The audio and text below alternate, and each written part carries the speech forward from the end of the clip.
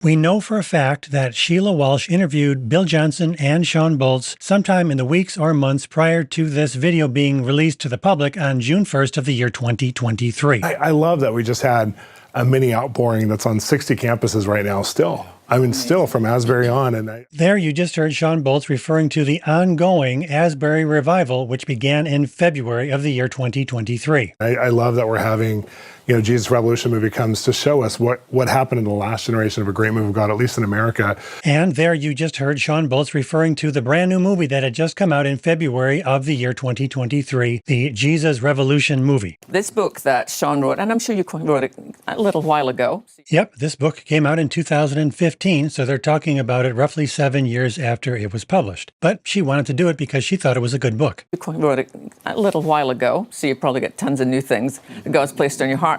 But Bill, you wrote the foreword to this book. It's called Translating God. But you wrote that this was one of the most exciting books that you had read. Why was that? Well, the book by itself is incredible. Knowing the life that backs it up adds a power to it because it's so practical.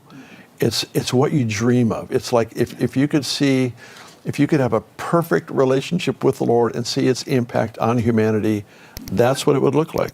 So there you just heard Bill Johnson, in his own words, praising the living daylights out of Shawn Bolz and his book. So we can say with 100% certainty that this interview took place sometime in the weeks or months prior to June 1st of the year 2023. Here's Bill Johnson helping out the cell phone prophet at Azusa now in the year 2016.